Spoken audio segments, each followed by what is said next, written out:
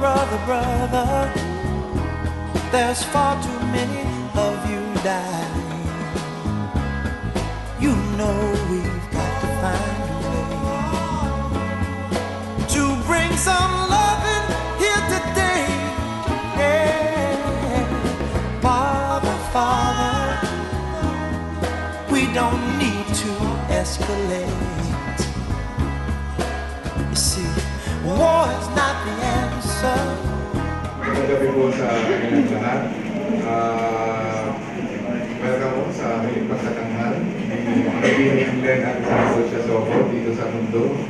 Yung next show po niya sa taas, hindi natin mapapanood. Pero I'm sure magandang palawas po yun. Isa lang maliit na programa, magsasalita lang po yung mga ilang kamag-anak, saka yung maraming kaibigan sa teatro. Ako lang sa buhay ni Len.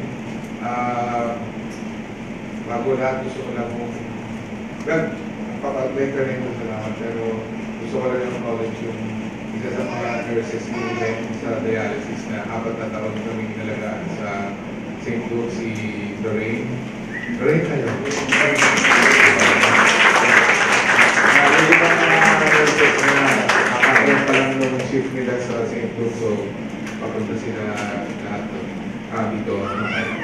So, gusto ko magtawagin sa site ng family nila, kanyang first cousin, si Arnel Limuaco.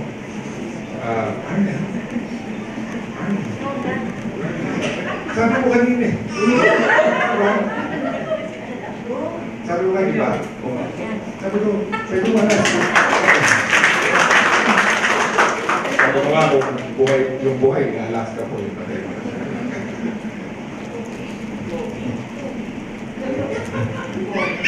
Ano pang bronze? Puro ko mag-ano po.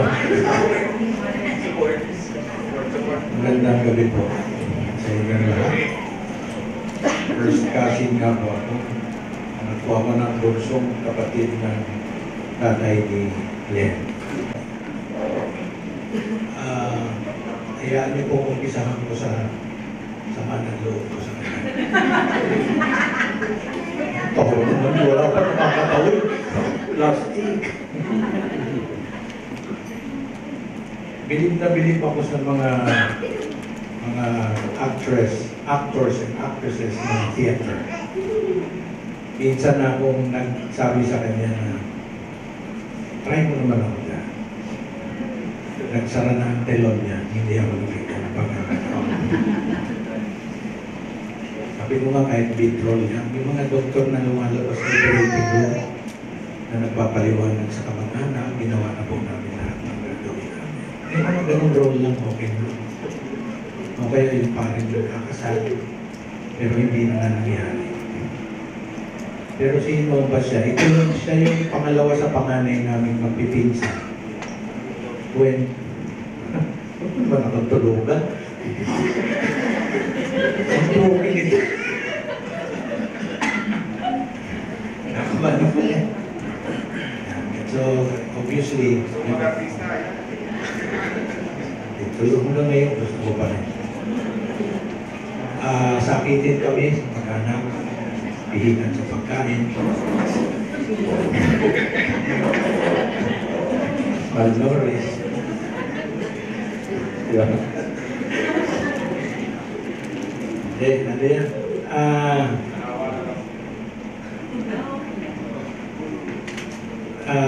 Ang tunay na larawan ng yung tinatawag na strong woman. Ay alam naman natin lahat na ilang taon na pinagdaanan ni Ate Len yan. Seryoso kayo. Diba? Hirap no, apat na taon yan. Si Lorraine na, pwede naman palakpakan ulit si Lorraine. So wala pala inalagaan na si Ate Len, napakatamakan niya. Nabugbog na lang kakabuhan doon sa kaya bang imagine niyo yung Ate Len na naghirap ka na matagal. gusto ko lang i-share, meron kami kaibigan mag-asawa. Kasi pinost ni Shocks yung rated K. Rated K, rated katabahan yun. Ibig sabihin. Napanood lang yun ng aming kaibigan. Nung papunta kami dito ng isang gabi, napunta niya ako ng sobre, sabi na bigay mo doon sa asawa. Pero hindi nila kilala. Na-touch lang daw siya sa istorya. Kasi yung kaibigan namin yun, wala nang ginawa, hindi magreklamo sa buhay. Hindi naman siya mahirap. Wala naman siyang sakit.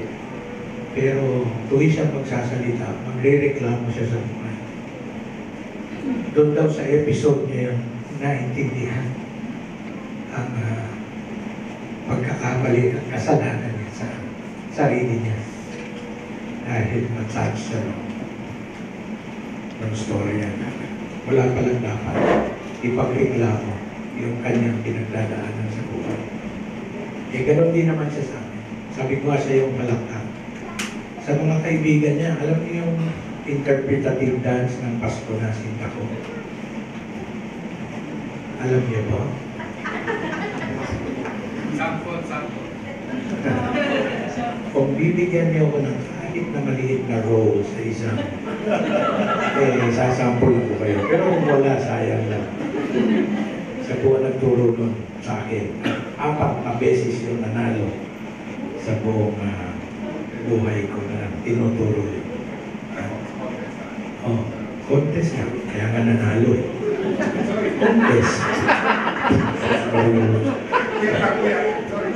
Yan po, mag-alak din namin. Ito yung giniginaw.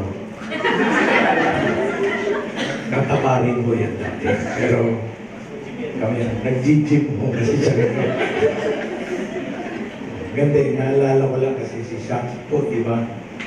Ganyan lang siya nung araw siya.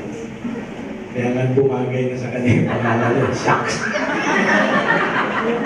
Sabi nga dun sa admission sa St. Luke's nung gabi na namatay si Ate, tawag kasi nagpunta ko sa admission. Kayo ba si Paul Jeffrey? Paul Jeffrey, yeah. Paul Jeffrey? Proud naman ako. Yung una-una, bagay ba sa akin ang Paul Jeffrey? Ay, hindi po, kasi may papipirmahan daw. Siya pala yun. Siya pala yung Paul Jeffrey. Pagkatapos ng napakaraming taon, ibinaba na ang telon kay Atelet. Ngayon ko lang nalaman na Paul Jeffrey. At yung una, bagay ba sa kanya ang Paul Jeffrey? Ha? Noon naman, kahit sa kanya, bagay ang Lenore noon eh. Bagay ba ngayon? Hindi. So, siya pala yun. Sabi ko talagang marunong ang Panginoon. Ibinigay sa kanya ang nababagay sa kanya. Shocks. Kaya, hindi ko alam kung tumatawa o iyak. Mixed emotion ko ang tawag. So, yun po. Malulungkot kami last night. Diba? Pero napakaswerte talaga. Napakaswerte namin. Kaya ko ganyan, ha?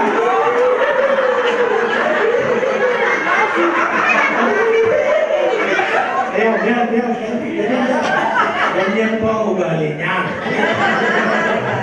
Noong gabi na balitaan namin na sabi ni Roda, wala nila siya ako. Nakiusap ako kay Shocks. Shocks, pwede ba ako magpunta? Sabi ni Shocks, wala nang magagawa. Hindi ko naman sinabi may magagawa ako. Ano ko, Panginoon? Gusto ko lang siya makita. Kahit yun lang ang gusto kong sabihin sa kanya. Kaya, kasi yung mga nurse doon, binubulungan pa siya. Urong namin yung ulo mo, pero wala na siya. So, pinulungan ko na rin. Sabi ko lang sa kanya, diretso lang ang biyahe. Huwag ka nang lilingon. Huwag ka nang babalik pa sa bagay. Diretso ng biyahe ka na. Okay na yun. meron naramdaman din na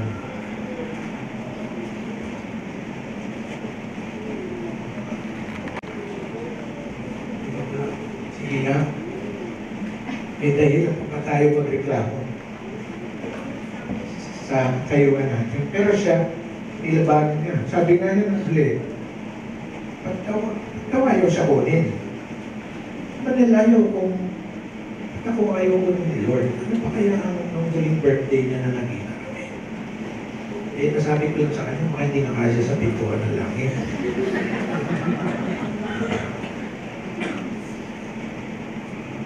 Gusto na niya kasi accomplished na eh. So, we will always remember her. We will always remember ang stage, ang theater sa nagpakilala sa amin doon. Alam ko doon nga, ayaw ni patay niya, di ba? Ayaw na, no? Oh. Pero sinunod niya. So, paalam, till we meet again, but not too soon. Saka nakakatuwa, nakita ko rin sa crowd yung mga paborito kong artista noon. Kaya si Mr. Ariel Ruleta nandito. Tommy Abuel. Kaya request ko nga magpapag-selfie at sa kanya. At saka si Miss Daniel nandito.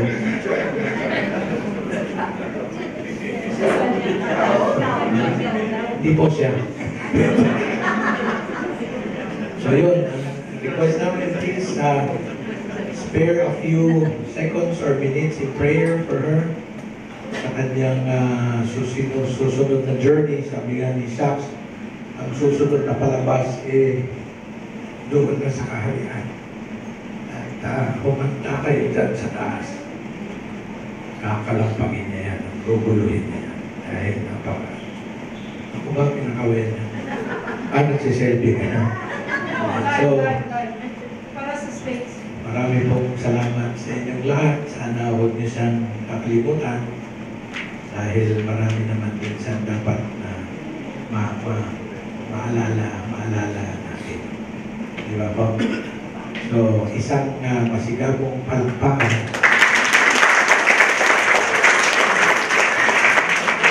ating sa aksara ng tuluyan ng tablado para sa ating idol. Maraming salamat. Salamat, Amen. Amen, pasensya natin.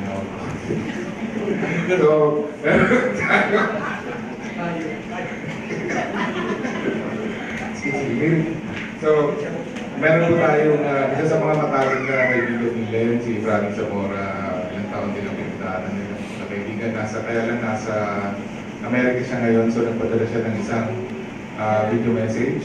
Dahil lang, siyempre ako rin yung taga-pinto.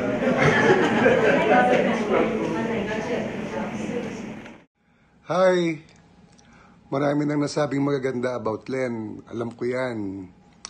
Kasi natural naman yun. Siyempre, pag wala na yung tao, puro maganda sabihin ninyo. O nating lahat. Pero sa nangyari kay Len, napakahirap sa yung naging karamdaman ni Len.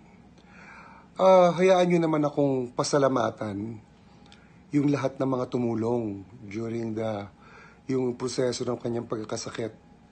Yung mga nagdasal, nagbigay ng oras, dumalaw, nagbigay tulong kay Len.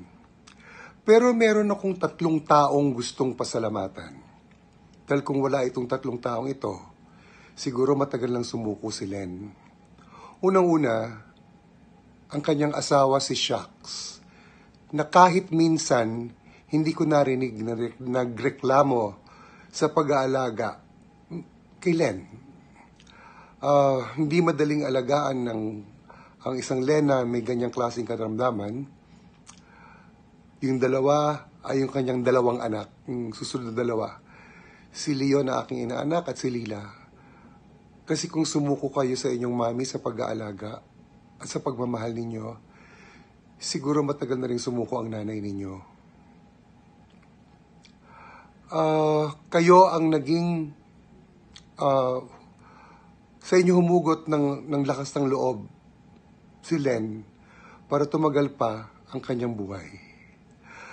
Pero ngayong wala na siya, lagi na lang nating alalahanin si Len, ipagdasal, ikwento ang kanyang magandang mga ginawa sa buhay at sa kanyang mga kapwa-tao. Sa iyo, Len, salamat sa pagmamahal at paalam. Gusto kong tawagin naman si Adriana Kawili para sa mga ating mga kaibigan sa huwag kang kumanta para kawa mo na. So, para mag-host ng second portion para dun sa mga kaibigan yung mga taga-teatro. Ang una ko pong kanta ay si Len always brightens up the backstage. Nag-umpisa kami, I think ang first take ko with Len was Parisok-Parisukat. And then the second I think was Mother Ignacia, kung saan siya lang ang Mother Superior na during pag nagpapahinga kami, nakita mo nakalilis yung abito tapos nag-yoyosi. Tapos nakangiti. Yung ngiting yun hindi nawala until the last days na dinalaw namin siya sa dialysis niya. So, to say some words about our dear friend, Len, tawagin po namin una ang pinakaseryoso sa grupo sa Gantimpala, si Perry Dizon. Hello. Yeah. Then,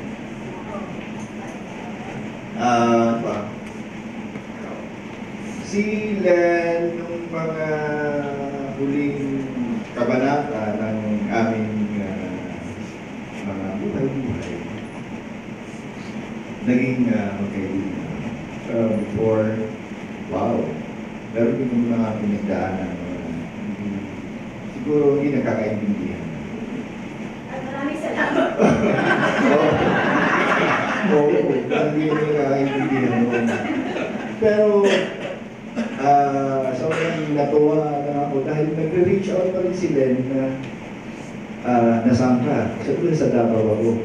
Baka meron ticket for this show.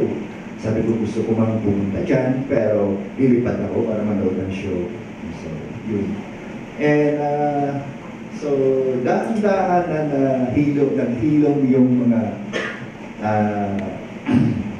mga hidwaan na yun. And, through sila Leon, sila Lila, si Shax, and yung mga kumakain kami pero nagpa-party na sa kanilang bahay. Sobrang sister, paano pag napinis? Paano ipapasok? Parang ganun. Nakahinday lang. Siyempre, with matching nail polish pala. Nakahinday. Pero yun ay tawa-tawanan lang. And nagkasya rin naman pala. Oo, okay na rin. Alam na rin din pala kung paano ipapasok. And kaming nandito sa naiibang dito, sana kung ano meron doon, uy, balato na sa amin. And maraming salamat Shax, maraming salamat Ila, maraming salamat Leon na nakilala namin ang nanay.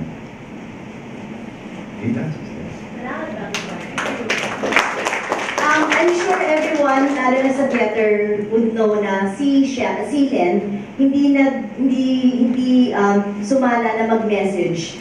Pag meron may sakit sa theater, siya ang unang-una nag-message na tulungan niyo si ganyan mukhang kailangan. So usually ang line namin sa kanya, Len, okay lang kami, tutulungan namin yan. You work on getting better, on being happy every day. Pero si Len, she was in the middle of her own problems and her own situation. Hindi nakakalimot na sabihan kami to help our colleagues na medyo nangangailangan. So ganyan si Len. Hashtag, oo nga pala.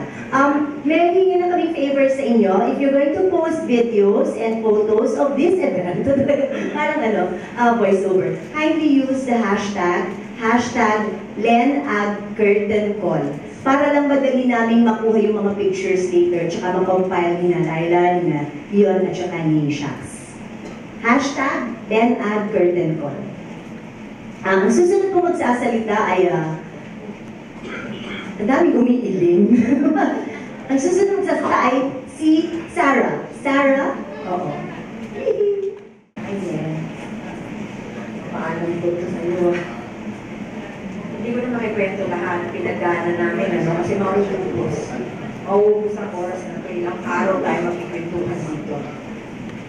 But one memorable na nangyari na hindi ko makakalimutan was nung nagda-dialysis siya. Ito talaga memorable to, alam mo ito. Nasa dialysis kami nasa St. Luke's. May ganap si Shax, so hindi makakarating.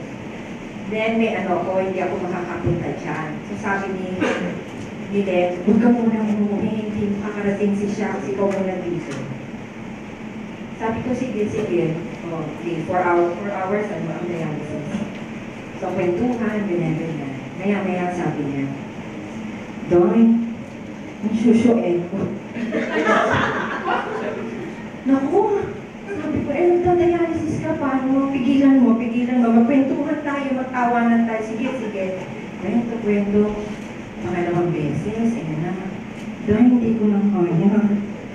Sabi ko, wag mo bang ganyan, sabi ko. Hindi, Doy, hindi talaga. Hindi, kaya mo pa yan. Strong ka, di ba? Sige. Ano siya? Sige, pagkwentuhan natin. Ganyan, kwento. Maya, iba na. Umamoy na. Sabi ko, ano ba? Paano to? Hindi ka muna. Hindi pa tapos yung dialysis. Hindi ko na talaga kaya. Bibigay ko na todo. Sige na nga. At pa magagawa ka natin. Nandiyan na yan O di syempre, ang mga nurse, ang daming pasyente noon. So, everybody was busy noon. Ang mga nurses, ganyan, nakasikaso. Sabi ko, tapos na ang dialysis, sumabit na. Bomba. Sandali, isa muna. Hindi ako makakatabi, tatakbo ko. Kung iwan ka tumakbo sa kwarto, hindi kumuha ko ng damit mo. Sabi niya, hindi mag-text ka. Si Shax mo talaga hindi darating. Hindi mo lang yung Shax ko. Sabi ko, tapos ito na. Sabi niya, lilinisan kita, Len. Sabi ko, sige, punta tayo sa CR. Sabi ko, malapit lang naman kung sa ano mo. So, punta kami. Sumabog pa ulit. Parang murder scene, pangalan ang kumaka. Parang gano'n yung eksena namin. So, sabi niya, huwag nahihiya ako, huwag kang mahihiya, magkaibigan tayo. Sabi niya gano'n. So, umiiyak na siya. Sabi ko, ba't ka umiiyak? Hindi ba nakakatawa tayo rito? Di tumawa siya. Tapos may nagsisipin na na music nun, ni Dorma. Sabi niya, sabi mo nga tumigil sila, parang pinagmamadali nila ako Sabi niya, sabi ko, teka muna, ano ba gagawin mo? Nagkalat rito. Liguan mo lang kita, tsaka sila mumurahin. So, we ended up laughing. Tumatawa kami, na-realize ko yun, si Len ganyan. Kahit anong hirap, magiging yun, itatawa niyo yun in the end. Kahit gano'ng katagal, ito alam ng lahat ito na marami kaming pinagdaanan ni Len. All these memories, lahat ng all the things that we enjoy, lahat ng pinag-awayan namin, all this is part of me, part of us. And Len, for me, is not dead. She will live in me, in all of us. Para sa akin, hindi siya patay. Buhay siya sa akin. Sa lahat, di ba? So, nung nagsabi sa akin si Joel Saracho na, wala na si Len. So, nag-form na kami ng chat group. Kami agad, Franny. So, pinag-usapan namin ng bakla. Sabi gano'n, paano ang itaulong nakasya ba? Magagawa ba agad? Kasi laki ng piano. Sabi ni Franny, baka, anong ibig mo sabihin? Pakirinig? Dram-dram ang doon. Ano yun? Alam mo, siguro sa video niya, na pinag-uusapan niya, pag namin siya, bumukas ang pinto ko sa kwarto. So, but then, alam mo, nung umiiyak ako, kasi ayaw nila na umiiyak. Ayaw niya. Ayaw niya yan. Nung umiyak ako sa kotse, nagmamaneho ako. Nung nag-stop ako, may butterfly na dumapo sa windshield. Tapos kinilibutan ko, I knew it was her. And it was her telling me, tigilan mo na yan, ate-ate mo. Ano umiyak? Sabi ko, sige, last na to, last na to. So, yun lang masasabi ko. She lives in us. Hindi siya, temporary lang to, body lang. She lives in us. And I love her. I love her to the max, talagang. Love, death cannot be broken. Love cannot be broken by death. Yun lang masasabi ko. Kailan, I love you. Magandang gabi po sa inyo lahat. Si Tata. And, ano ba sasabihin? Matagal ako sa teatro. Mababalita ko sila na yung mga kawalan nangyayari, in between shows, during the shows, yun. Tapos, may times din na gusto ko siyang makasama. Hindi kami nagkasama sa trabaho ni Glenn. Ano? Kasi hindi naman natin hindi niya siya. So, hindi kami nagkasama. Pero,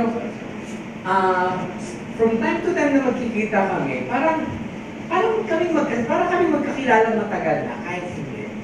Yung kahit nakikita ko lang siya sa play, napapanood ko siya sa play, pero pag yung kausap ko siya, parang yung matagal mo na rin siyang kakilala. Yun yung natatanda, yun yung gusto ko kay Len, na I was never outcasted, na kahit hindi niya ako nakasama sa play, hindi niya ako kilala personally, pero parang close. Close kami parati yung nagkakabalita ko na ayos. Until finally, na nakakausap na kami ng matagal, na walang naging barrier sa aming dalawa. And it was fun to be with her. And then, dinala namin siya dito sa St. Vincent. Wala kami ginawa kundi tumawa. Nagsaya lang na nandun siya, masaya kami tawanan na kung ano pinagkausapan namin. And that's what I love about them. Hindi kami na-outcast. Kahit kami kasi kami sa Kantipala, kami yung bago, sila yung parang hanggang sa small na nagkasama kami sa season. Thank you. Love you. Salamat, hindi talaga. Ang last na nakita namin si Santos. Kasama si Ryan, si Bob, si Nico. Ang last word niya sa akin, sabi niya sa akin, pagod na. Para sa iyo talaga, sana ika'y muling makita ko tampin ang tibok ng puso mo. Sana'y yakapin mo ako muli kahit sandali, kahit isang saglit, mayakap ka. Thank you. Thank you, Inay. Sunod ko pong tatawagin ay ang isa sa mga contemporaries ni Len. Kasama niya sa Teatro Pilipino ni Mr. Rolando Dino, napakahusay na artista. Namitis na namin. Miss Divina Cabestani. Divine? Asan ka, Divine? Ayun! Sorry. Nataranta ako sa kanta ni Inay. Si Sol. Sol! Makapapigil na dito. Magandang gabi. Let me have napakahabang pagkakaibigan ang ating Len. Sabi niya, American niya, sana wag siyang makalimutan. Hindi pwede niya. Dahil masyadong naka-hobby sa aming mga pagkatao ang mga panahon na magkakasama kami. hirap magsalita. Pero, sobrang mahal ko si Len at kailangan kong magpaalam sa kanya. Hindi lang para sa sarili ko sa oras na to, kundi para rin kay Mars, Kadestani, na ama ng aking anak, dati kong asawa. Masyadong malapit na kaibigan ni Len. Kailangan ko rin magpaalam sa kanya para sa aking anak, si Marvis, dahil gano'n din, masyado sila malapit sa sarili. Siyempre, hindi ko makakalimutan si Len dahil napakarami niyang ipapaalala sa akin. Nagkasama kami una nung panahon na medyo iba pa ang temper ng teatro. Ito yung atawagin ng sarili na ikaw ay isang starving artist. Ito yung mga panahon na kapag meron kaming palabas sa teatro, karamihan sa amin, walang pamasahe pa uwi. Kasama si Joel, si Ronnie at iba pa. At pagkatapos ng rehearsal, si Nilo, maglalabasan ng barya at maghahati-hati. Kung sino yung kulang ng pamasahe, bibigyan ng mga medyo sobrang kote, pamasahe. Napakasaya ng mga araw na yon. Ang sabi nga nila, ng mga panahon na yon, pagkailaw lang daw, aarte na. Hindi complicated ang aming mga requirements. Wala kami masyadong mga tanghalang high-tech, kagaya ng Slayer. Dalawang kaming lahat. Nung ipakita ni Shax kung paano ang mga stage manager ay hindi na nagdudusa sa mga reels, kundi naka-remote na lang at nag-ooperate na sa cellphone. Hindi yun ang panahon ng pag-uumpisa natin sa teatro. Hindi ganun siya high-tech. Sobrang saya. Hindi ko yung makakalimutan. Yun ang mga panahon ng aklat ng panahon ni Angie Vero na salamat naman at isinara na rin yung aklat. Dahil napakatagal bago yung sarap. Yun ang panahon ng mga pagpunta sa Visoria, pagkain ng Maki. Yun ang mga panahon ng Maki Park. Jen, kasama ko doon. Yun ang panahon ng mga pagkain sa mga kainan ng mga jeep drivers. Okay, kasabay ng aristokrat at kung minsan-minsan, pinagkasa. Kapag bagong sweldo, magkano sweldo na? Parang 50 pesos yan. Matagal na panahon. Yun din ang panahon na mga bata pa kami at dinidiscover namin ang aming mga sarili. Hinahanap namin ang mga sarili namin sa mga palabas na ginagawa namin. At para sa amin, para sa akin, siguro para sa iba din, kamangha-mangha ang teatro. At siya ay isang ideal na talagang tinatrabaho mo.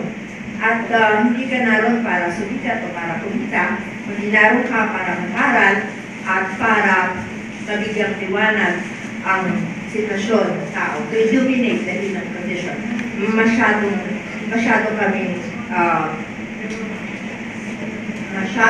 nakatuon sa ganyan. Hindi pa lang kung gano'n pa rin ngayon, dahil 18 lang ako noon, 62 na ako ngayon. Masyadong matagal na ang panahon ng lipas. So, nung mga bata pa kami, we were all aspiring, we were all learning, we were all very happy. Those were the times, sabi nga ni Hemingway, we were very poor and we were very happy. But then, came a time na, syempre, medyo naka-establish na rin kami sa mga sarili namin. Si Glenn, lumalabas na sa pelikula, sa TV. Ang iba, nagkakatrabaho na. Si John, sumusweldo na naman ako sa ABS-CBN. Naiiwan niya rin. Iniwan niya rin. After a while. So, yun naman yung mga panahon na I think nag-share, nakakapag-share na ang mga ang batch namin sa ibang mga kasama sa teatro, hindi lamang in terms of financial health, dahil alam mo naman sa teatro, hindi nauubusan ng pangangailangan ng financial health.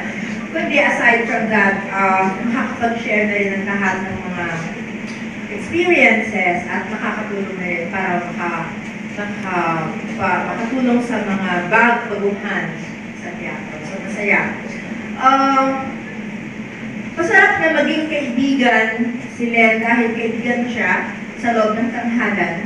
at sa labas. Masyadong marami ang mga experiences kung iisa-isahin mo, so hindi natin gagawin yun. Pero overall, ito ako sa kaibigan na hindi yata ako nagkaroon ng kahit isang beses na nagkaroon kami ng hindi pagkakaunawan. As in, talagang magkaibigan lang kami, wala akong isa, hanggang mundo. At nagpapasalamat ako dahil sa pagiging magkaibigan namin, marami rin akong iba pang kaibigan na nakilala kagaya ni Ryan, si Regay, si Nina, na naging ka-close ko doon lang dahil madalas kami pumunta nila then itong mga huling itong taon yata when we were this karera sa tanghalan, sa television at sa pelikula. Sumasaludo ako kay Ted at sana mapanood ko yung susunod niyang palabas sa langit. Hindi natin alaman, baka mamaya pagkaroon tayo ng dictac process. Bukas. Pero sigurado ako kung ano man yun, kung saan man yun, kung anong palabas man yun. Medyo marami na sila, ha? Marami na sila. Nandun na si Mr. Pino, si Ella, si Boy Noriega, si Tony Espejo, si Sparky, si Robert Sigan, si River.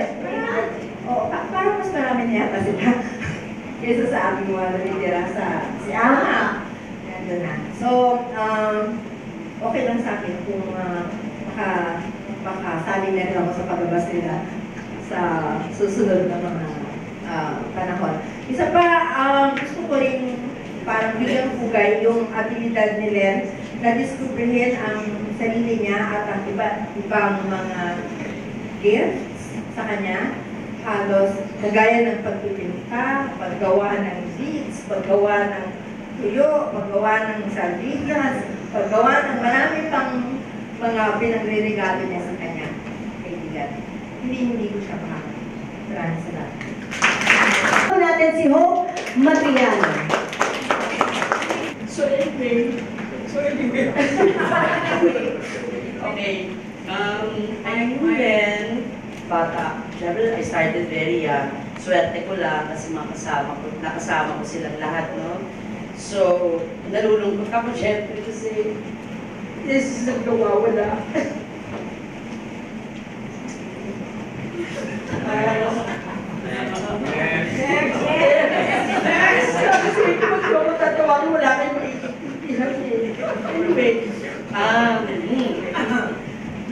Anyway, focus. Oo. Siyempre si Len is my prayer partner. Okay? So, habang may sakit siya, ang drama ko lang sa buhay ay mag-pray with her. So, every time she needed help in terms of hindi na siya nakakahinga or anything na nag-worry siya, she would call me at any time of the day and she would request for a prayer together with my daughter, si Ada. I would visit her from time to time, sinasama ko siya sa dialysis. She would always, of course, then masarap siyang kumain. Lagi siya magre-request ng any food that she likes. So, paluto siya minsan ng minsan tacos, minsan nachos, or yung nagpapaluto siya ng, isa gusto niya yung chicken ng SNR, kapag hindi siya. So, kadalasan mapaglitan ako ng doktora niya. Every time, papunta ako, yung mga nurses nakatingin na sa akin kasi may bitbit na akong food. Kaya lang, ang feeling ko at the time, okay na, ibigay na natin what she wants. So, most of the time, culprit ako doon sa food issue. Kasi, nire-request talaga niyo, tatawag talaga siya or i-chat niya yon at sasabihin niya exactly what food she likes. As of late, hindi ako masyadong nakakapunta sa dialysis sa kanya because of my back. So, parang doon ako nasasad kasi she would always request for me to go, kaya lang I cannot. So, most often sa phone na lang kami. Sorry. Yung parang natulog lang ako. So sabi ko, mag-play tayo. So, as we play, naman kami kasi natulog pa naman talaga siya. So, both happy ako kasi alam ko straight heaven siya. Alam ko she accepted the Lord, so alam ko na she's very happy, she's in the right place, she's in a good place, and she will be singing with the heavens dun sa langit. It's just that I'm sad kasi mamimiss ko talaga, syempre, yung everyday kausap, kaano. But overall, I'm so happy for her. So then, answered prayer na tayo, so enjoy ka lang. Sing well. Praise the Lord. Amen. Salamat po. Alam mo, usually sa messages din ni Len, sabi niya, si Hope, tulungan niyo. Kasi si Hope nga sa bata. So minsan si Hope, minsan si Tito, yung mga friends natin na medyo nangangailangan, minimension talaga ni Len sa messages niya. So ganyan siya ka-selfless. From a very sweet and sentimental reminiscence, punta tayo sa opposite, Joel Saracho. Yung isa kumanta, isa nag-break down. Ano gagawin ko? Hirap sumunod. Siguro, dun sa mga kaibigan na nandito, kami nga ni Divina yung may pinakamatagal na karanasan din Len. Kasi nag-abot pa kami ni Len sa school. Sa eskwela. At that time, I was actively involved in the protest movement. Tapos isa siya sa mga naging kaibigan ko.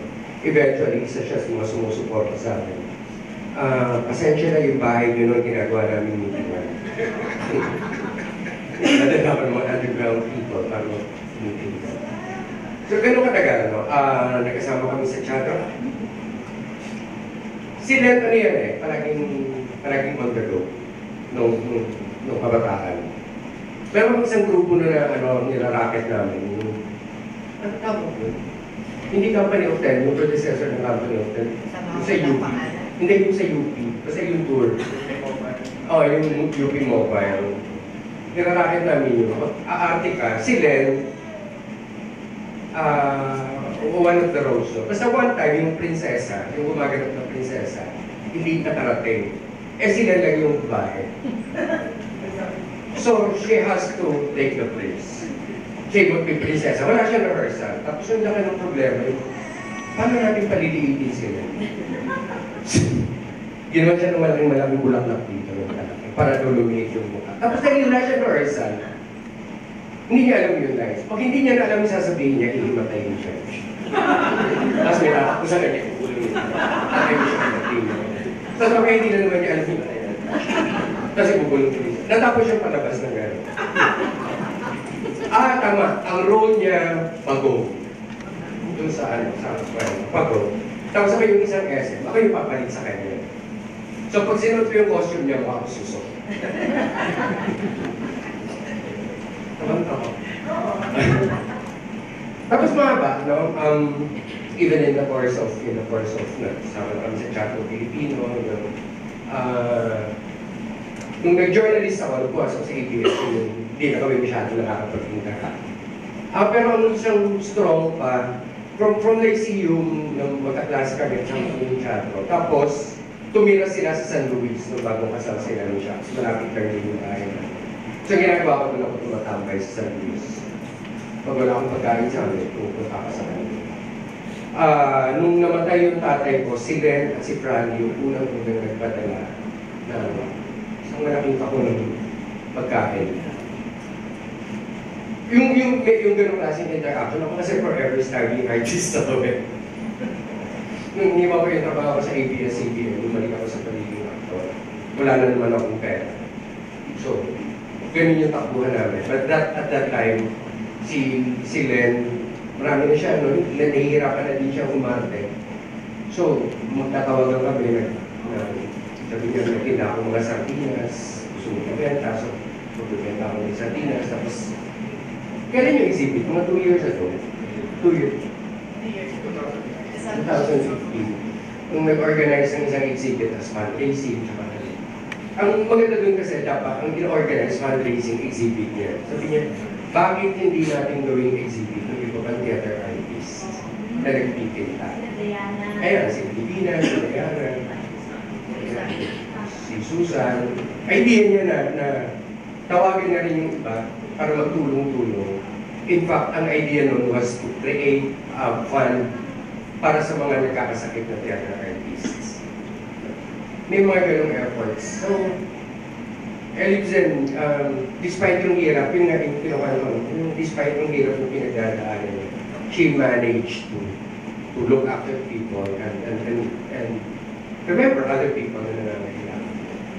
But before I go, siguro, nasabi na, gusto ko rin bigyang pugay si Shots tsaka yung dalawang agents na for showing us ano yung ibig sabihin ng pamilya, ano yung ibig sabihin ng pagtutulungan, ano yung ibig sabihin ng pagmamahalan.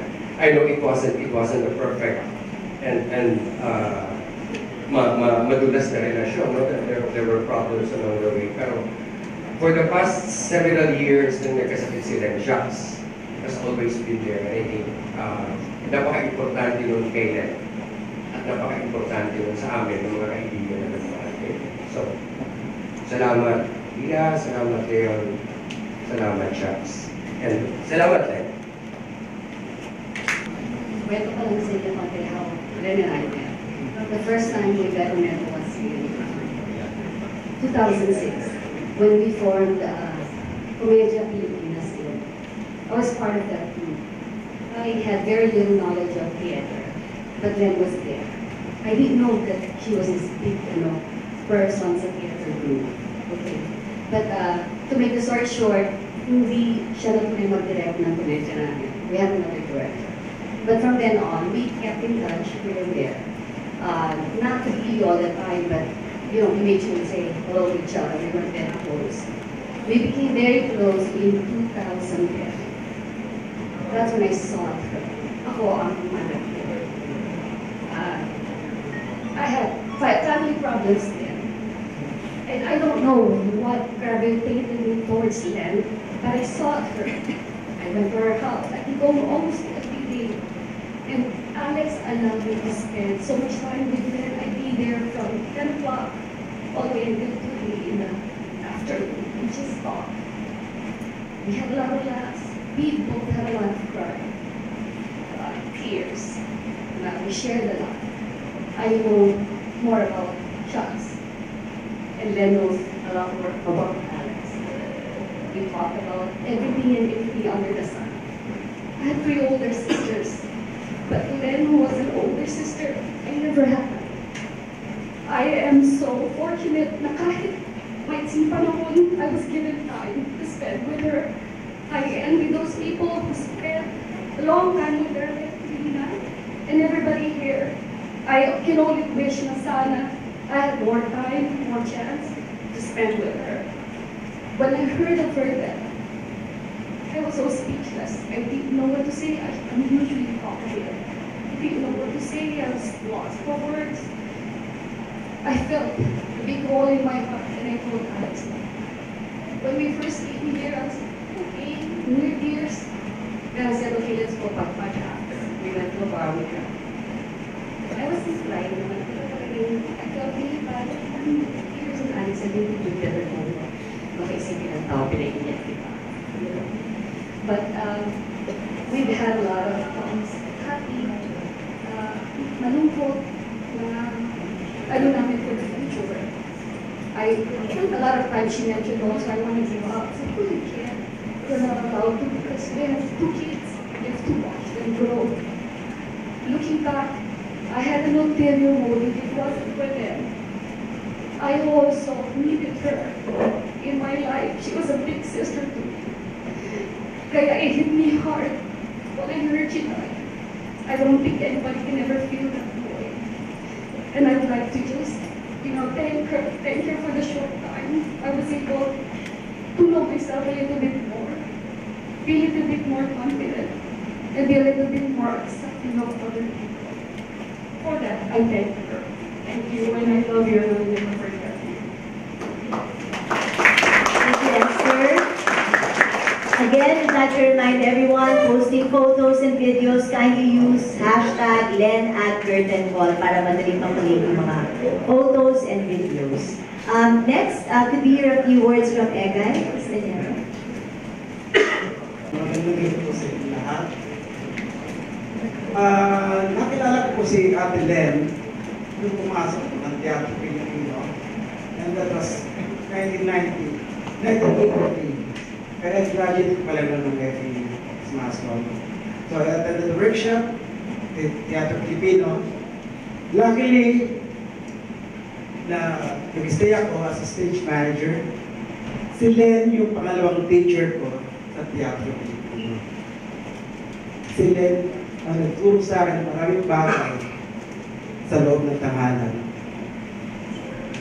At si Len ang nagturo ng malaking talento kasi laki niya ang itinuro niya sa akin. And up to now, malaki pa rin siya. After which, matagal kami hindi nakita dahil siguro mga 83 and 86 nasa City ako. After which, I went advertising. Siya, television, nag-movies. That was 2011, yung nakita kami ni Ryan sa kaibigan namin ni Len. Yun nga, may sakit na siya. Then all the way from Manila, we went to Bacoor.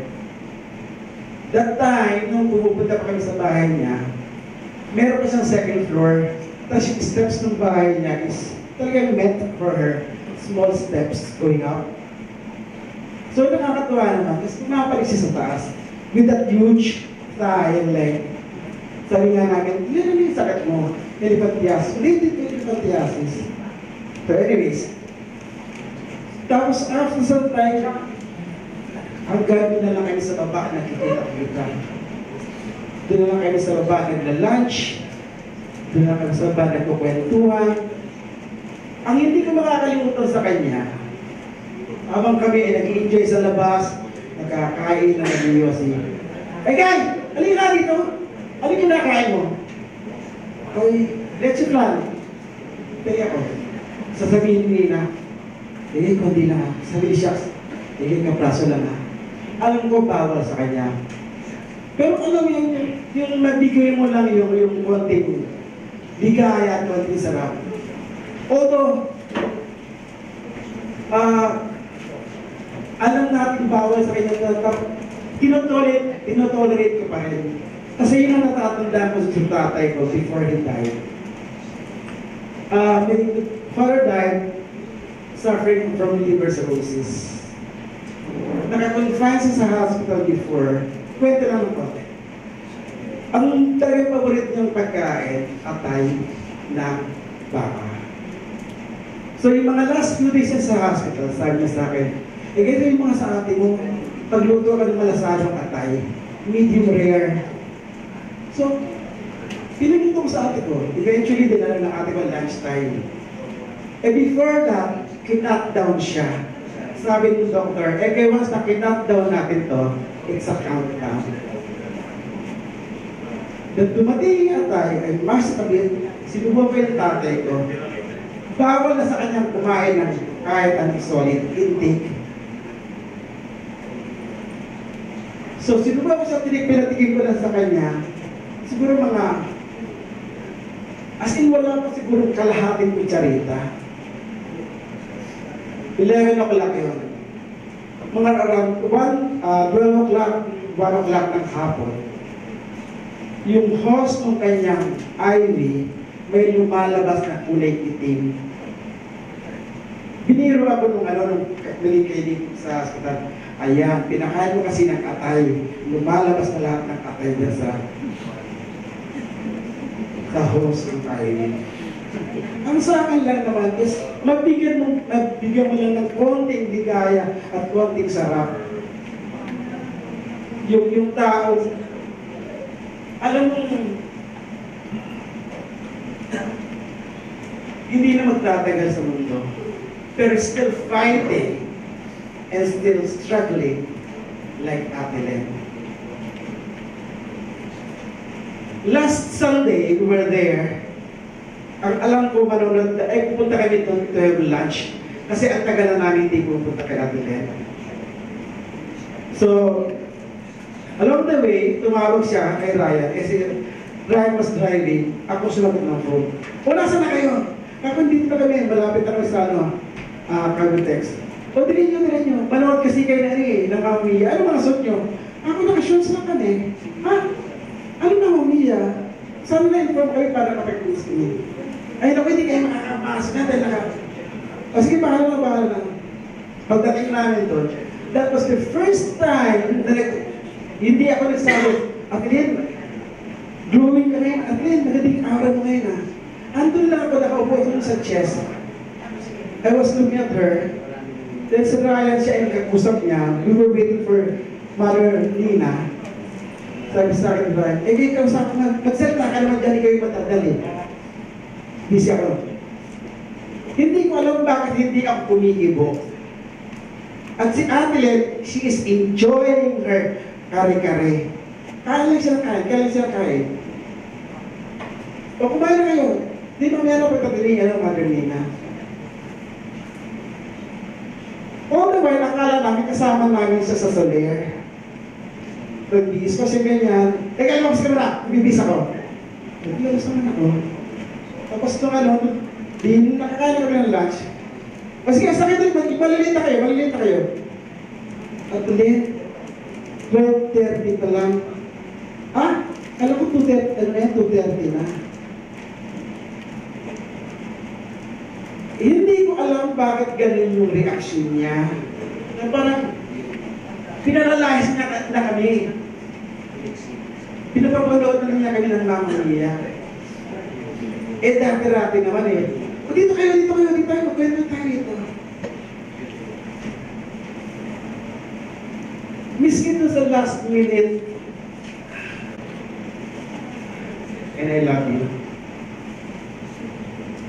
Salamat. Tatawagin namin ang isa sa madalas dumadalaw kay Len sa dialysis at saka sa iba't ibang mga pagkakataon. Itinuro ka ni Ed. Kaya siya lumalabas. Del. Wala. Nandito talaga ako, no? Nababay siya. Sabi na niya.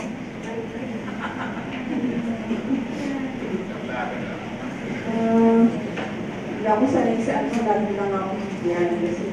Kaya nga ako naman.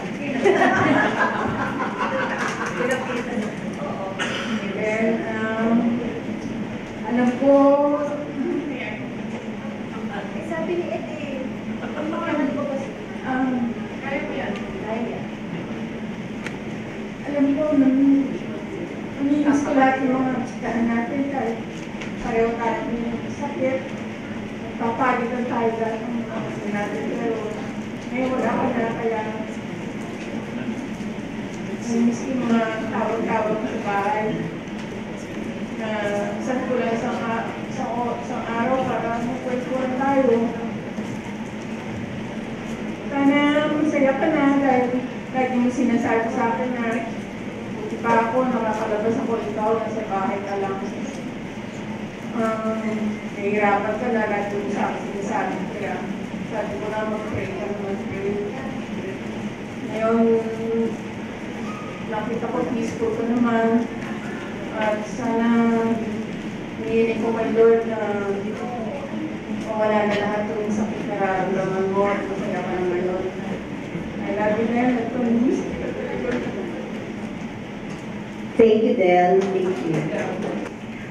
Teka, malapit na tayo mag-wind up ng mga messages natin. Pero, I think, Direct Perry Escanio, teacher mo ba si Len? Naging teacher mo sa workshop? Ka-work mo siya palagi. Okay. Si Perry po ay isa sa mga young indie film directors natin na binigyan ng pagkakataon ng Senate recently para ipalabas ang kanyang pelikula, required viewing. At pagkatapos ng plugging kong yun, magsasalita si Perry. Halika Perry, Escanio. Ayun na yung nasa kayo, nilalapita kayo na. Teka mo yun. Ayan. Hi, Per. Hello, good evening po sa lahat.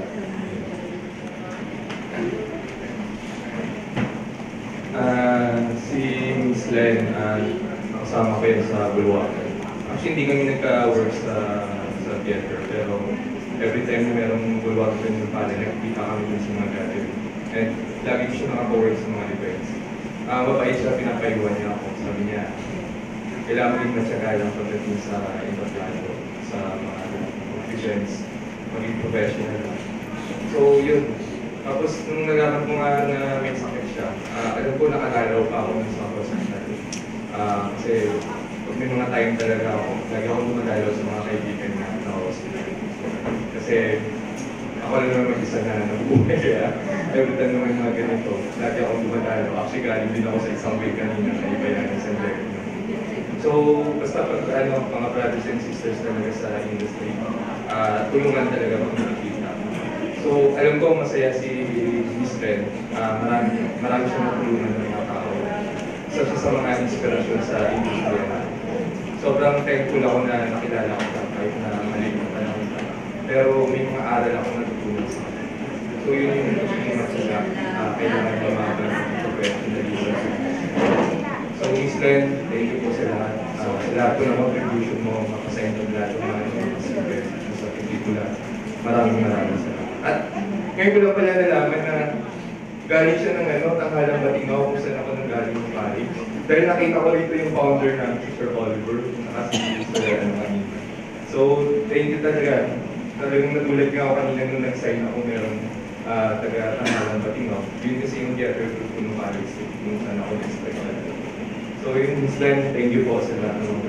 Maraming salamat. Thank you po. Oo. Habang nagpe-prepare si Sol, habang nagpe-prepare, tonight, naumuna sila sa mga examples ng strong women, enduring women, bright, vital, shining spirits. The next person I'll call on stage is, again, that kind of a person. Ladies and gentlemen, Miss Aria Hanason. Ito ngayon. Oo, di ba? Pa rin siya kasi kung nakaka ng intro din. Anyway, I think I just walked in. Yeah. Okay. Alright. Hi then. Anyway, something's coming out on Saturday's Empire. I couldn't bear it, so I wrote something about my friend, Doña Victorina. So, anyway, just a preview of yung sinulat ko doon. Nag-meet kami, binilang ko yung feeling 1993. We were in Bangkok. So, roommate ko siya, so ako kasi sumasaw-saw lang ako sa teatro, hindi ako full-time actress. Ako'y diletant. Angel. Feeling Angel. Hindi, kasi manyunyulat ako. Pero si Len, sinabi mo nga doon, empath talaga siya. Walang pag umiyak ka, cry din siya. Pag happy ka, tawa din siya. And she, welcome na. Hindi naman ako dahil parang mag-pilog or parang mag-malibo. Hindi ko alam naman. Hindi ko alam kung ano yung similarity namin. Nag-band kami. Tapos pagpunta namin sa Philly, ang kinikwento na nag-Philly kami, we brought it to Bangkok. Ay, nagkwento na lang ito. Kasi punta kami ng Bangkok, so roommate kami. So, can-imagine kung gano'n kalaks yung feeling namin. The two of us. So, the last day, so we had different delegations, Philippines, Thailand, ganyan. Yung Brunei, nandito na nakikita sa mga babae nila. No? So, medyo nakita ng guys. So, sabi namin, tapos we were double roles. So, nakasuot kami nila ng parang tapis lang na manipis pa. Siyempre, medyo medyo del arte, hinaharas-haras namin si Raven, pati si Floyd, lahat gano'n. Tapos last minute, sabi niya rin, girl, halika, tanggal tayo ng panty. Tanggal kami ng panty para maloka yung Brunei delegation. That was her idea. Of course, so we did. Kasi Tony Mabesa said he was in the last row going like this. Anyway, I remember that. It was a lot of fun, but those were the fun times. Later on, pabalita ko, nagkakasakit na siya. Nagkasakit din kasi ako, I got cancer, but I survived it. And then she called me, and she goes, girl, kailangan mo ng tulong? Siya nagtatanong sa akin. Naka-scooter na siya. Alam ko, ilang beses na nangyari sa kanya. She was asking me if I needed help. So, sabi ko, Len, if I need your help, I'll say so, but just be there. So, after that, I got better, she got better, and then we had a semi-occasional quartet sa Kikita kami sa ni Monino at si Shana. Kapag-kwento, the last time I saw her in the hospital, sabi niya, pagod na ako. Sabi ko, hindi ka magsasabi niyan. So, hindi ka mag-desisyon kung kailan matulog. But that was, a weak moment, and then after 2 weeks later, okay na naman siya. Her spirits were incredible. Alam mo, kahit na lahat na nangyari sa akin, naluka na ako, but she was strong. She was always positive. She was always grateful for everything that happened to her. She learned to flip it. Yung nega, flip mo, para makikita mo kung ano maganda. So mabubuhay ka ng ganyan na talaga lahat flip mo. So yun ang lesson niya sa akin. Lahat flip mo dahil lahat, everything is a gift. And she was a gift to me. We weren't always talking, but she was one of the people who showed me na kahit ano mangyari sa you can still smile and share your love and worry about other people. So I'm really gonna miss her. So thank you. Thank you, Alia. Alia, before you arrived, we were talking about her. Yung messages niya na help our friends who are in need. So, segue. Speaking of segue, Survivor, Malibog, sorry, Malibog.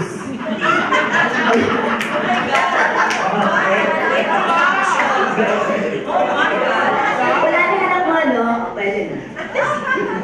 I love you, son. Pero ako pinag-nasabi.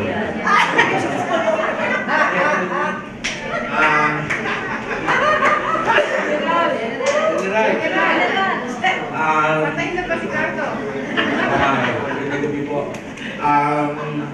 Actually, alam na po na akong celebrate. Ano ba yung son? Simula pa yun eh.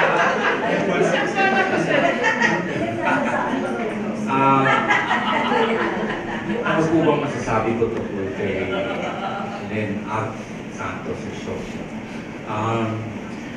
Kanina nga nung pagdating ko, nag-iakapan kami ni Shaq, tapos pumunta kami sa kanya, tapos sabi ni Shaq sa akin, natandaan ba yung nagkita tayo sa hospital sa St. Luke's, tapos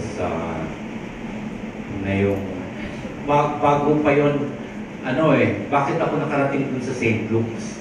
That was how many years? 10 years? 8 years ago. Marami akong gulong sa, meron akong psychosis eh. So marami akong gulong kasi naging biktima ako. Ang sakit ko ay isang addiction. I'm an addict. Kaya, totoo, nagparihab ako for a while, kaya wala. So, addiction is a disease, so may sakit akong addiction. 3 taon na ako sober, kaya... Kaya, then, 3 taon na ako sober. Magiging maligayang. Nung mga panahon na yun, talagang naglalakad lang ako sa kalye, tapos ang dami kong bulong sa utak. Sinabi nung sumakay ka ng taxi, sumakay ka ng taxi. Sabi na akong bulong, sakay naman ako ng taxi. Tapos punta ka sa Santos, pagkamat ka doon. Tapos punta ako wala, pambayad ng taxi talaga, wala akong pera. Lahat. Tapos punta ako doon, nakita kayo kapatid ni Len. Sabi ko, bakit nandito ka? Nasa lubo ko pa.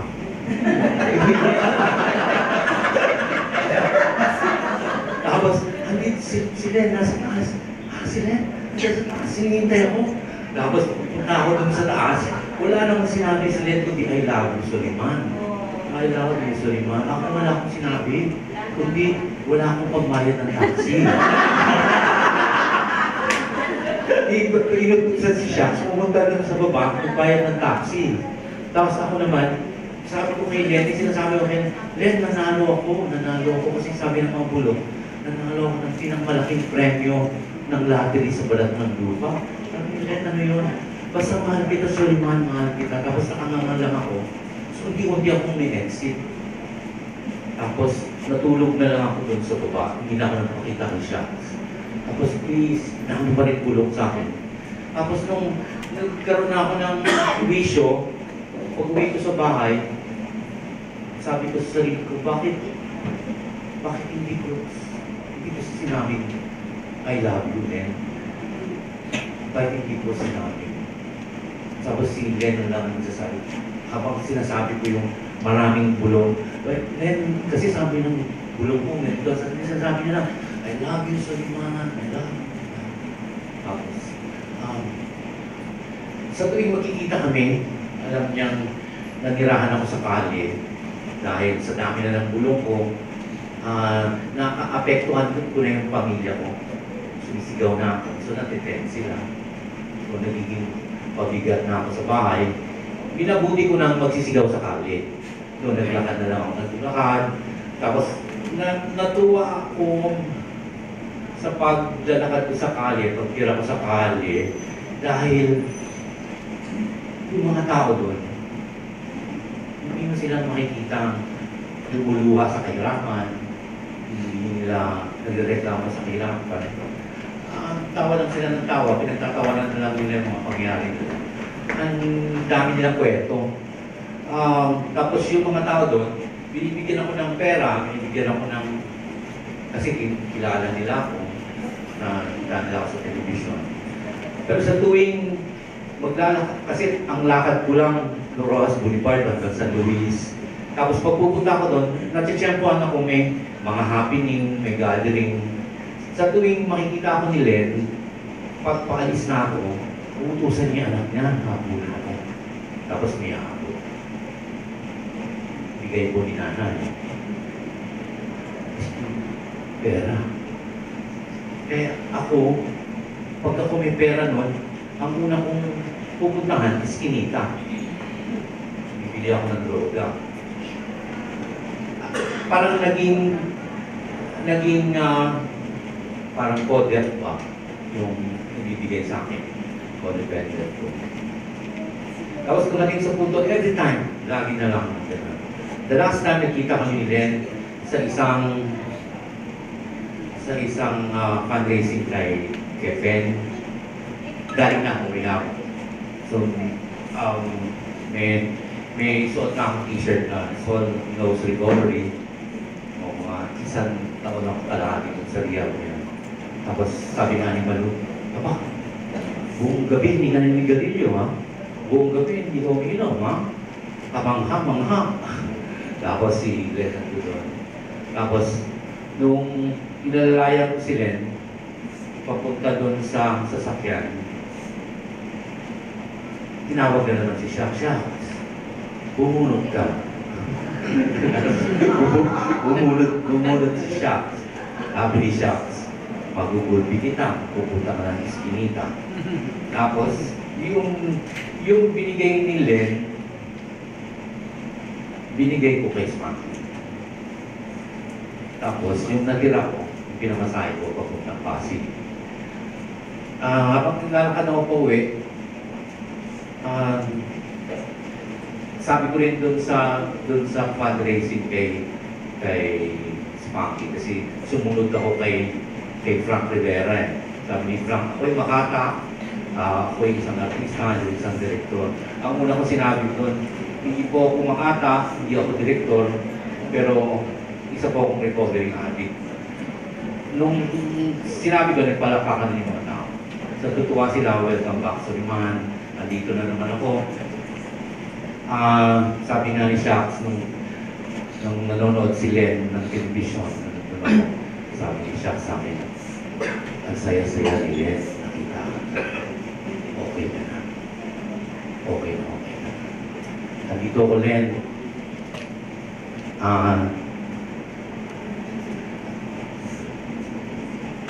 Mahalaman kita.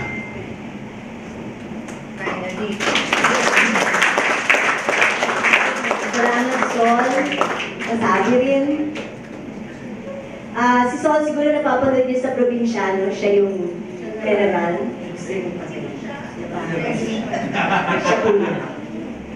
At masayang-masaya kami na napapanood ka namin. After Sol, pwede ko marinig namin ang ilang salita mula kay Ryan Gernan.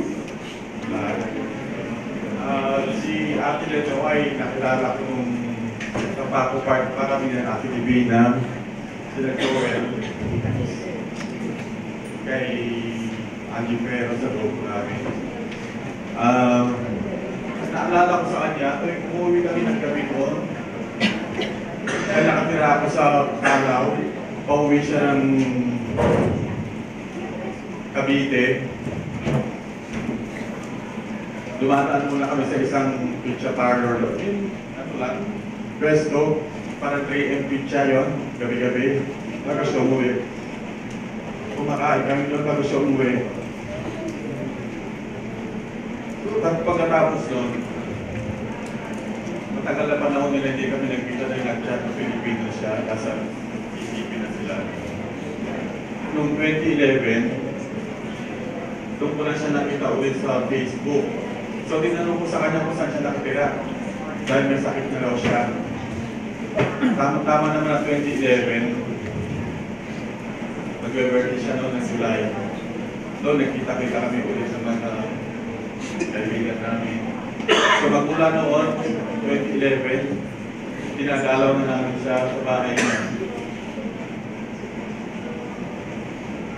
At ang huling linggo nga, nung sinabi ka ni Evan na nanood kami sa Soler, pinalunesan, tinawagan pa niya ako, tinatanong niya kung anong nangyari.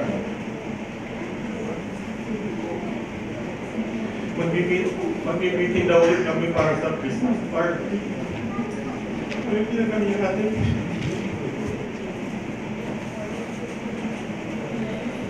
Pero kahit wala ka na, Ate Leno, ipagpapatuloy pa namin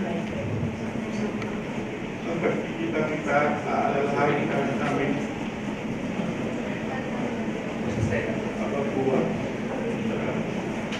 Salamat, Ryan. I think yun naman ang importante, di ba? Napatuloy natin ikwento ang kwento ni Len kasi that way she will never be gone from our lives. Tapos wala na siya para i-remind tayo na alagaan ng isa't isa. Tulad ng text niya na si may sakit, alagaan natin ng isa't isa. At mahalin natin ang isa't isa. At huwag tayong makalingan sa pagkakataon na sabihin mahal natin ang isa't isa. Para at least, tulad ni Sol, nasabi niya I love you, pero sana masabi natin ang harap-harapan niya yung I love you natin. Maraming mga aral na binigay si Len. Let me close the program by asking for the last words from the person who showed us with Len and with Leon and with Laila what being loved really means. Ang kanya pong may bahay. May bahay. Gusto mo yun? Ang kanya pong may bahay. Ang kanya pong kabiyak. Si Mr. Shucks, Jeffrey Siasoco. Nakatago ko yung pangalan na yun. Jeffrey Paul.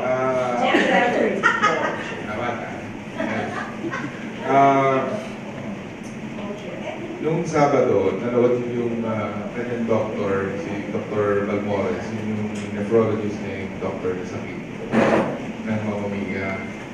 So, nung nagkita kami after the show, direkto ko sa kanya na, Doc, alam mo, feeling ko, kung sakaling hospital ulit sila, feeling ko yun yung last time. Sabi niya, actually, lagpas na sila doon sa prognosis namin sa kanya. Kasi nung na-diagnose siya nung tinatawag na end-stage renal disease, sabi sa kanya, well, sa akin, sinabi kanya, mga 2 years lang. Kasi marami siyang komplikasyon. Kaya nga alam niyo, meron siyang problema sa lungs, meron konti sa puso, meron siyang tumor sa breast niya, meron siyang lymphedema, yung condition kaya lumaki yung leg niya. Lahat nga maliban sa diabetes. Wala pong diabetes sila, gusto kong linawin. Kasi ina-assume natin, porket malaki siya, may diabetes siya, wala po siyang diabetes. So yun lang ang hindi siya tinalaban ng diabetes. So sabi ni Dr. Balmores, bonus na to siya. Itong 2 taon na sumopre siya dun sa prognosis namin. Bonus na to. Yun lang yung isipin. Yung si Dr. Balmores very supportive. Hindi mo siya makikita ng negative. Hindi niya paparamdam sa'yo na naku, malaking problema to. Pero last year, nung nangyari din yung nangyari nung Tuesday, hindi magising sila during dialysis. Hindi namin siya magising. Kasama ko din si Leon, si Laila. Tapos, binubulungan na ako ng mga doctors. Shucks, baka gusto mo na tumawag ng pare. May paring available dito sa St. Luke's para magbigay ng last rites. Sabi ko sa kanya, Doc, gigising sila. True enough, kinabukasan, gumising. A few months later, umulit na naman yun. ICU naman kami nun.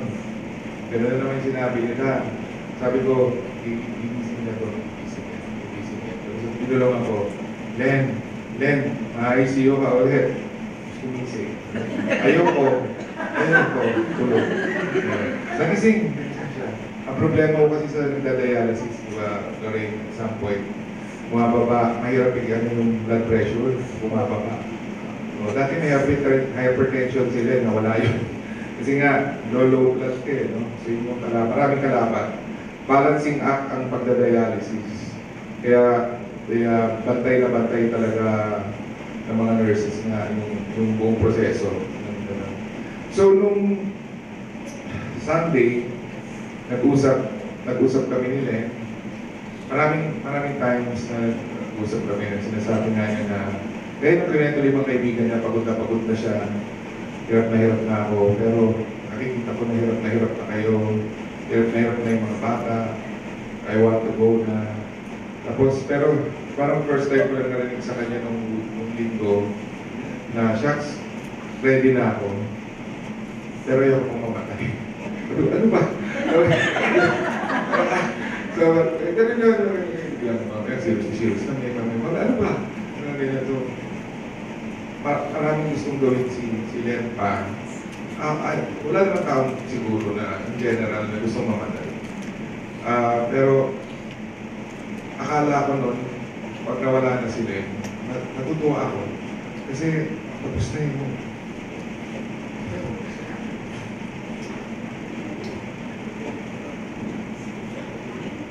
Tapos na yung paghihirap niya.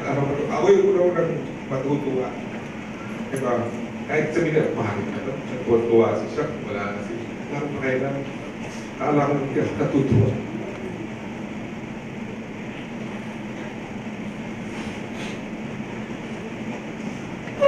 Tapos yung sinabi ni Brady, hindi totoo yun. Siya hindi nag-complain. So, hindi ako santo. Mahirap yung iritahan. Lalo na ito. Ang hero dito, itong dalawang bata na ito. Pero kanina ito malaki. Pag hindi pinapapasok, ayaw. Bata ako, ayaw ko. Sinabi ko, huwag kang pumasok.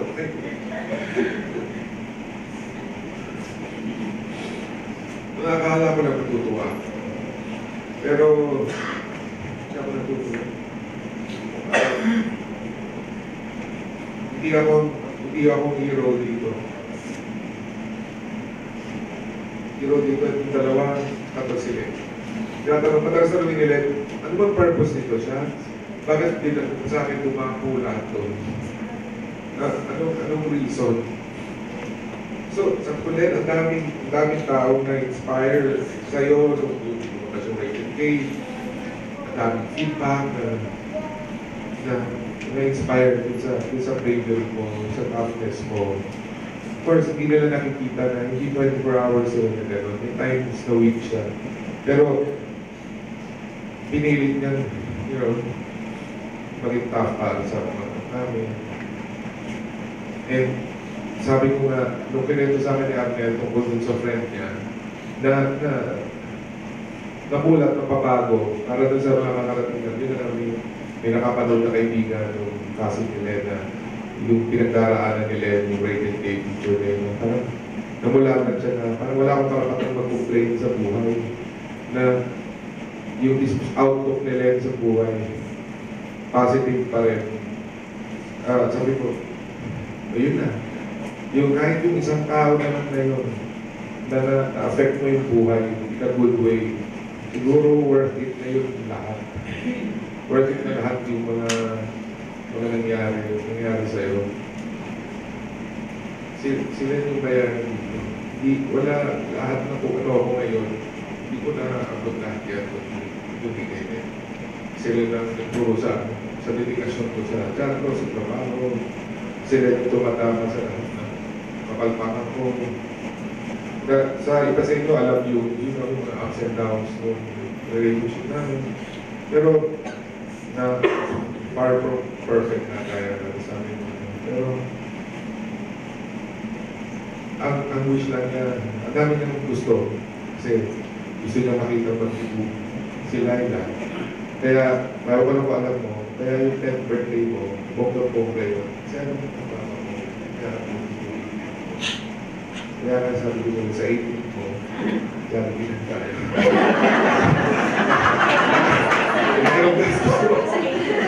Sino nakaset kong 10th birthday mo? Ano ko yun? Binuhos namin lahat dun sa 10, as if na yun yung debut niya. Because basically na alam nila, hindi niya aabutin. Gusto ko rin pasalamat sa Santos family, pinagtsagaan niyo ako ng ilang taon. Maraming salamat, Ma'am, Eve, Michael, yung mga kapatid niya na wala rito, nasa ibang bansa, si Edna, RB, yun sa. Tapos, maraming salamat sa inyo because kahit sa lahat ng pinagdaanan naming drama, daming drama nun, diba? Drama sa buhay namin ni Len. Never ko sila nakita rin hinusgahan nila. Minsan, hindi nila ako hinusgahan. Pagpapilya pa rin yung trato nila. Wala ka nang hihingin sa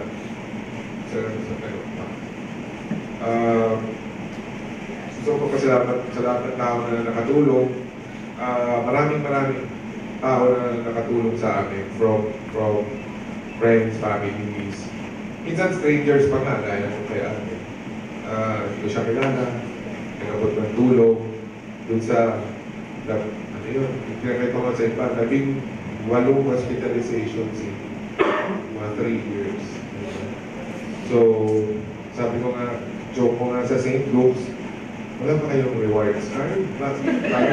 Mabawi man lang ako. Pero, in fairness sa St. Luke's, sumusulat ako dun sa presidente nila. Wala pa kayo, sulat ako sa presidente. Sige nga, discount nito. Suki ka rin. Suki ka rin. Bibigyan naman sila ng discount. Kaya yung secretary niya, i-email ko lang, mahal niya si Tim, nandito na naman kami. O sige, ako na bahala. So may template na kami. Nabago na lang niya yung date of hospitalization. Tapos siya, maglalabas sila ng discount. So, maraming kwento na kung nagbukas tayo dito. Ayoko ikwento na yung kung ano lahat ng mga pagdanasan ng hirap. Kasi tapos na yun.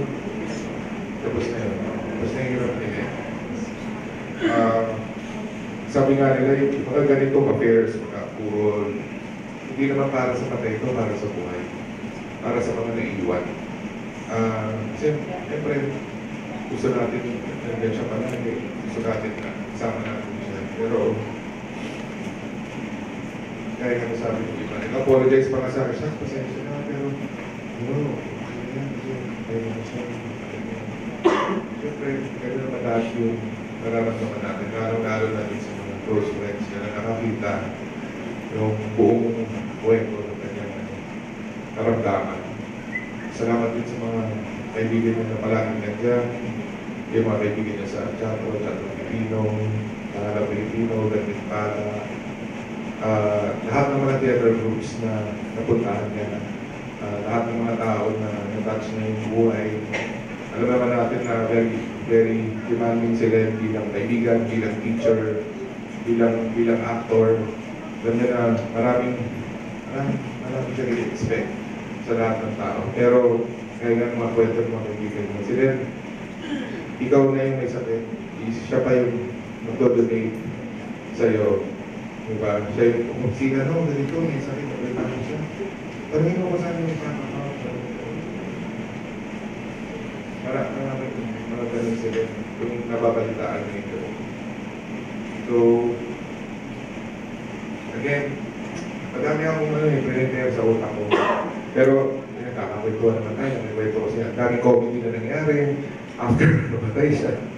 You know, yun nga, makwento nila dun sa Takol, saka dun sa paglabas pa lang niya sa ospital.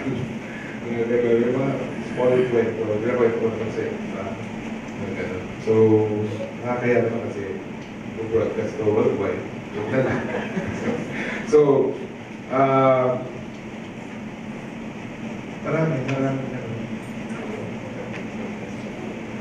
Sabi nga nila, prepared ka but you can never be totally prepared. Hindi ka magiging lubos na kahit na matagal pa na pinag-iisipan or matagal nyo na napag-usapan. Wala, hindi mo...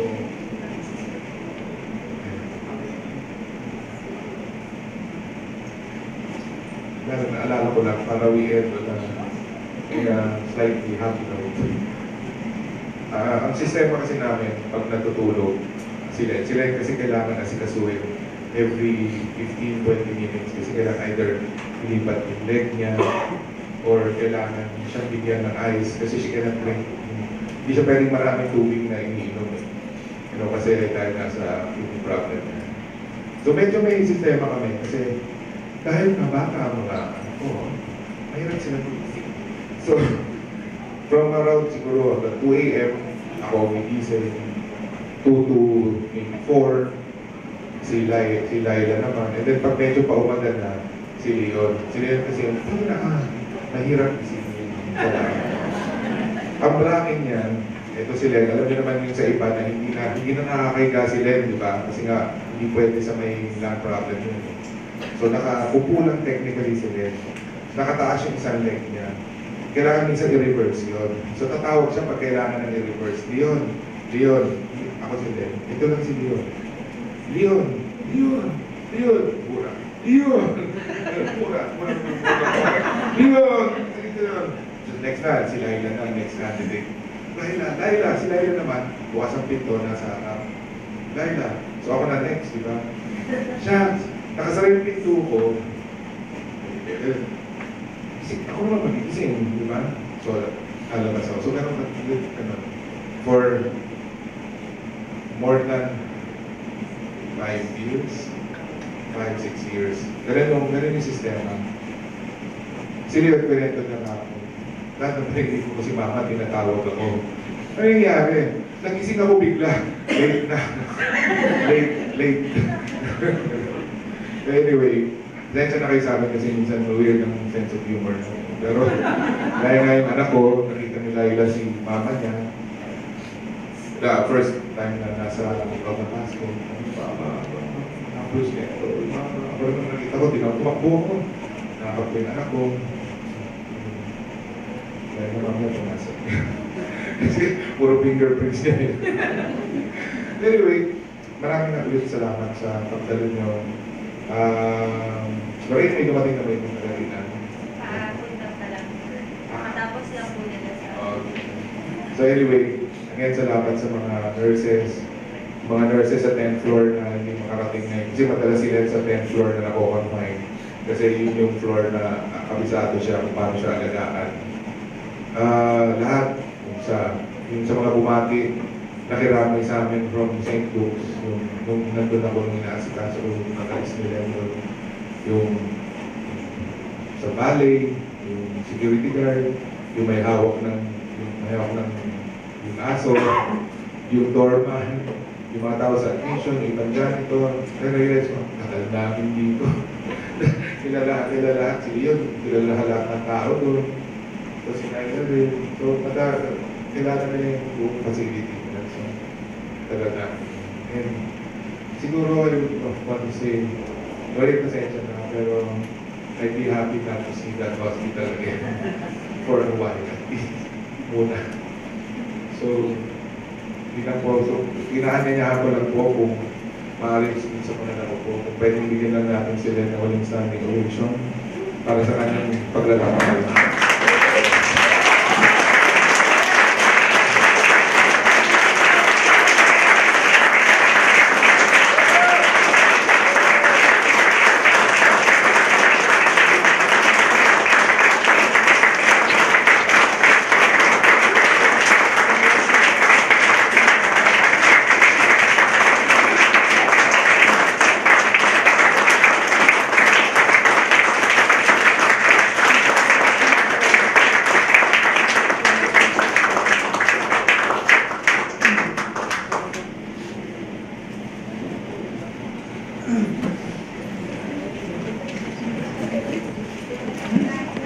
Maraming salamat po. #LenAgCurtainCall. Paki-post po para magamit lahat ng videos at mga photos ninyo.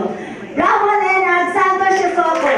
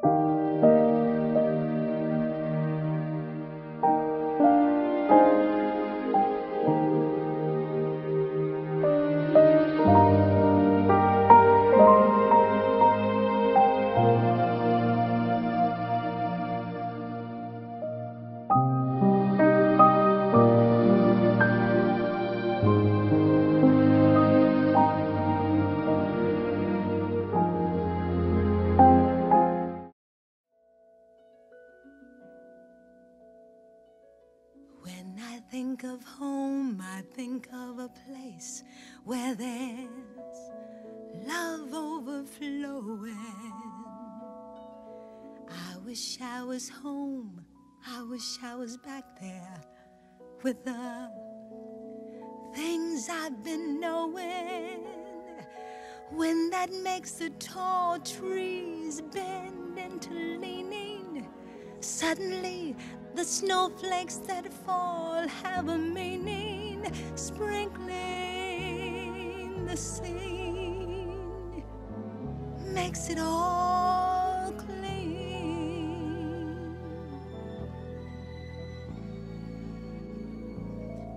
Maybe there's a chance for me to go back now that I have some direction. It would sure be nice to be back home where there's love and affection. And just maybe I can convince time to slow up, giving me enough time in my life to grow up. Time, be my friend. Let me start again.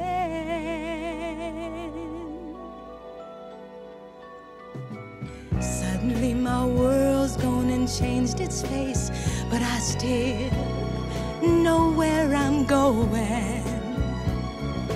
I have had my mind spun around in space, and yet I've watched it growing. And if you're listening, God, please don't make it hard to know if we should believe the things that we see. Tell us, should we run away? Should we try and stay? Or would it be better just to let things be? Living here in this brand new world might be a fantasy, but it taught me to love. So it's real, real to me. And I've learned that we must look inside our hearts